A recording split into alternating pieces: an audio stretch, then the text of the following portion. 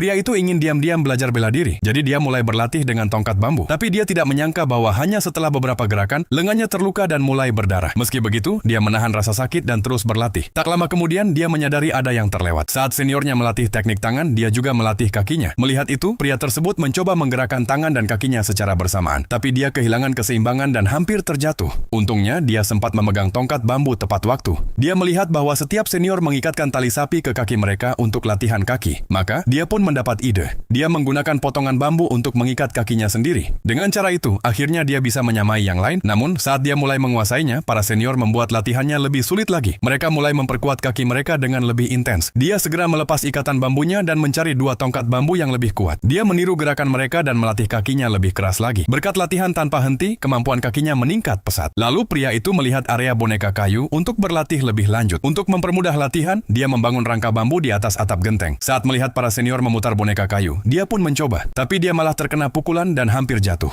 Di detik terakhir, dia menggunakan refleks cepatnya untuk tetap berdiri. Para senior tidak berhenti. Justru mereka memutar boneka kayu lebih cepat lagi untuk menyulitkannya. Tapi pria itu tetap tenang. Dia meniru gerakan tangan mereka dan mampu mengikuti. Dia begitu fokus hingga tidak sadar bahwa sang master telah datang. Karena atap bambu belum selesai, sang master tidak mengizinkannya masuk ke ruang latihan. Tapi pria itu berkata bahwa dia belum menyentuh tanah, jadi secara teknis belum masuk. Master lalu menendang boneka kayu itu hingga berputar dengan kencang. Pria itu merasa pusing dan hampir jatuh. Kemudian sang master memukulnya lagi dan membuatnya terpental ke rangka bambu. Pria itu pun melanjutkan membangun atap bambu. Setelah sang master pergi, dia kembali diam-diam berlatih. Dia mengangkat tongkat bambu untuk mencoba beberapa gerakan, tapi tiba-tiba melihat seorang senior terluka secara tidak sengaja. Dia begitu terkejut sampai hampir menjatuhkan tongkatnya. Untungnya, semua latihannya telah membuatnya sangat terampil. Beberapa hari kemudian, atap bambu akhirnya selesai. Tapi yang mengejutkannya, sang master mengingkari janjinya. Dia menolak untuk menerima pria itu sebagai murid dan memintanya untuk membongkar bambu dan pulang. Pria itu sangat marah karena sang master telah melanggar janji. Dia pun memutuskan untuk tidak pergi. Mereka akhirnya bertarung. Kali ini, apapun yang dilakukan sang master, pria itu bisa mengatasinya dengan mudah. Ternyata, sang master memang sengaja menyuruhnya membangun atap bambu. Dia ingin pria itu belajar bela diri secara diam-diam. Kini, pria itu telah menguasai semua tekniknya. Akhirnya, dia mengerti mengapa sang master menolak menerimanya sebagai murid. Jika dia menjadi murid resmi dan ingin pergi, dia harus melewati lorong berbahaya yang penuh dengan boneka kayu. Tapi karena dia belajar secara diam-diam, dia tidak perlu melakukannya.